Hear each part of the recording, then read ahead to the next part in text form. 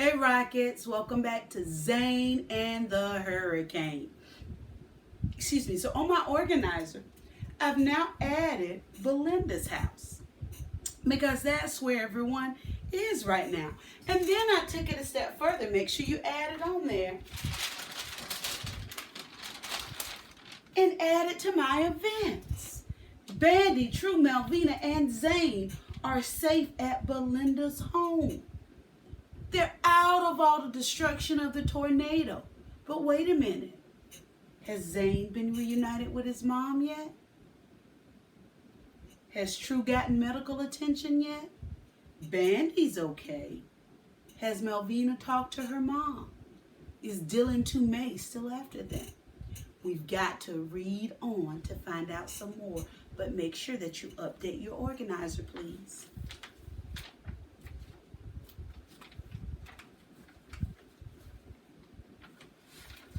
Chapter 30, About My Father. We carried Bandit into Belinda's house next door to the Last Chance Animal Shelter and kept him wrapped in the special blanket. He's really groggy from the anesthesia, and I'm worried he won't wake up. But he does a little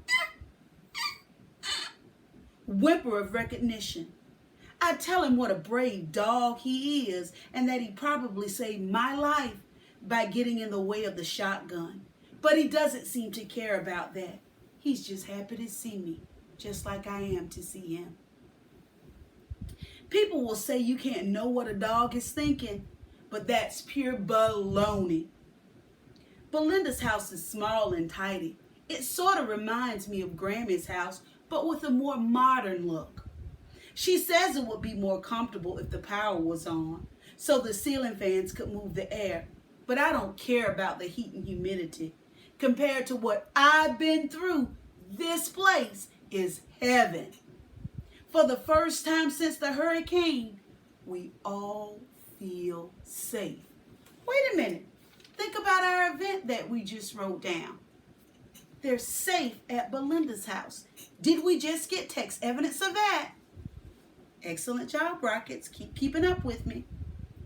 Malvina helps Mr. True onto a couch so he can rest while Belinda fusses over him and makes him take a dose of antibiotics. Have any of you ever taken antibiotics? Are antibiotics to hurt or to help? Type it in the comments. The medicine is for large dogs, but she said it will work just as well on humans. She tells us he has sepsis. Say that word with me. Sepsis. Which is blood poisoning. And we'll have to watch his temperature. But he's a tough old bird. What do they mean he's a tough old bird? Type that in the comments. Think about the context clues. First, I'm a dog. And then I'm a bird, he says. Make up your mind, Belinda. That inspires Malvina to crack some jokes about dogs and birds. What happens when it rains cats and dogs? You might step in a poodle. Why do hummingbirds hum? Because they don't know the words. She goes on and on, but the jokes are so bad that they hurt. Me and Mr. True are so used to it by now, but Belinda laughs so hard she has to take off her glasses and dry them on her sleeve. I do love your sense of humor, she says, catching her breath. I can't tell a joke to save my life, she says. But tell me, young lady, what were you thinking about taking on the entire sheriff's department out there? Malvina shrugs her shoulders. I was fed up, I guess. Belinda shakes her head in wonder. Girl, you are an itsy-bitsy thing, but you have the heart of a lioness. Wait a minute. Belinda says to her, how did you get the nerve, basically, to step up to the sheriff's department when they were saying no, just to push your way through? And Malvina says, I was just fed up. And she tells her, you have the heart of a lioness. What is she saying about Malvina? What is she describing? You got the heart of a lioness. Type it in the comments. As if on cue, Mr. True starts snoring. A moment later, Bandy is snoring too. And me and Malvina get into a fit of giggles because it's so perfect, them snoring away like a pair of chainsaws. While the two of them sleep, Belinda heats up some water on her outdoor grill and makes yellow rice and beans and the most amazing cornbread in a big iron frying pan. The three of us eat our fill by candlelight. It feels like a dream, a really nice dream, where we're not running, we're not hiding, we're not being threatened by anyone.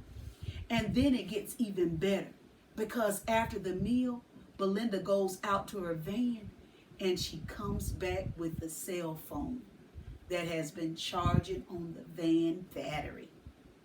This was a total surprise to me.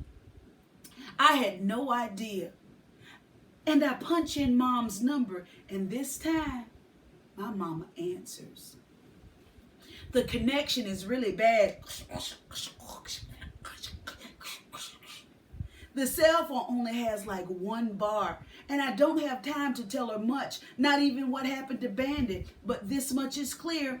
Mom wants me to stay where I am. She is already on the way, and she'll come to me. That's fine, because I promise this time, I'm not going anywhere. Do you think Zane has learned his lesson? Type it in the comments. I'm feeling really good about how everything is working out until I catch a glance of Malvina in the candlelight. She tries to hide it, but her eyes are wet, and it hits me. What a selfish goon I am, only thinking about my dog, my mom, myself. Me. So I tell her how sorry I am, that the first call should have been to check on her mother, not mine. And she says, nah. That's not it, you stupid boy. She's not crying for her mother. She doesn't care about her mother, and her mother can rot in jail for all she cares. She's crying because she's happy for me, that my mother is coming to get me, and because it means I'll be leaving her soon. That makes her sad. Wait a minute.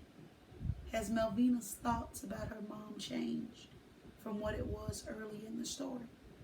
Type it in the comments. She's not upset over her mother.